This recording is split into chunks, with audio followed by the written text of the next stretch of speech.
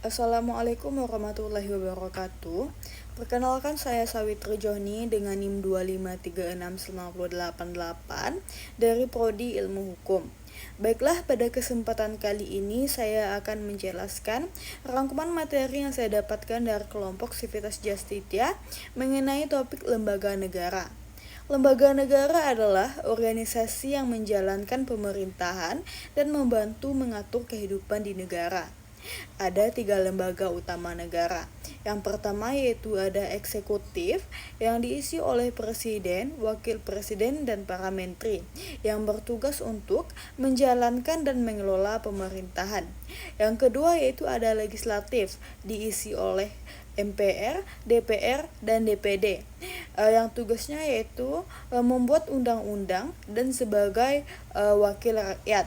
Yang ketiga yudikatif yang diisi oleh Mahkamah Agung dan Mahkamah Konstitusi. Tugasnya sendiri yaitu untuk menyelesaikan sengketa hukum dan memastikan semua pihak mematuhi peraturan yang berlaku. Nah, lalu apakah lembaga negara penting? Lembaga negara penting karena mereka menjaga agar negara berjalan tertib, adil, dan teratur. Mereka juga membagi kekuasaan supaya tidak menumpuk pada satu pihak saja, sehingga penyalahgunaan wewenang bisa dicegah. Nah, sekian penyampaian materi saya akan lanjut terhadap pertanyaan yang akan saya berikan kepada kelompok Civitas Justitia. Bagaimana pandangan kelompok Civitas Justitia mengenai sejauh mana lembaga legislatif benar-benar mewakili suara rakyat berdasarkan yang kita lihat dan rasakan pada saat ini? Baiklah, saya akan melanjutkan materi pemilu dan pilkada. Pemilu dan pilkada adalah 2 jenis pemilihan umum dalam sistem demokrasi Indonesia, tapi skalanya berbeda. Pemilu atau pemilihan umum adalah pemilihan secara nasional untuk memilih presiden dan wakil presiden, anggota DPR, DPD, dan anggota DPRD. Dilaksanakan oleh KPU setiap 5 tahun sekali di seluruh Indonesia dan berdasarkan asas langsung, umum, bebas, rahasia, jujur, dan adil. Nah, lalu apa itu pilkada?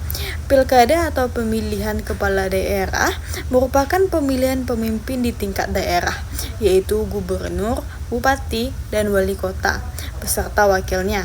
Dilaksanakan juga setiap 5 tahun sekali, tetapi hanya di daerah tertentu, provinsi, kabupaten, kota, dan diatur oleh Undang-Undang Pilkada.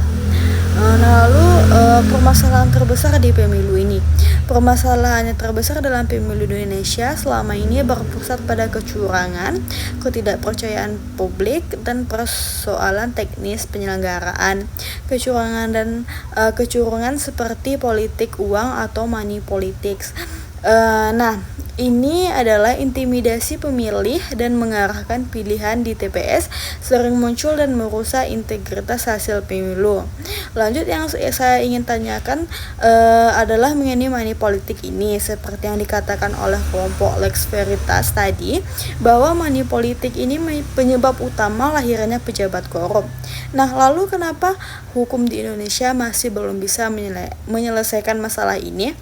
Apakah menurut kelompok terkait setiap pejabat atau orang yang berkecimpung di bidang ini memiliki tujuan yang sama untuk kepentingan pribadi, tidak murni untuk membangun negara yang lebih baik? Sekian materi yang dapat saya sampaikan. Saya ucapkan terima kasih.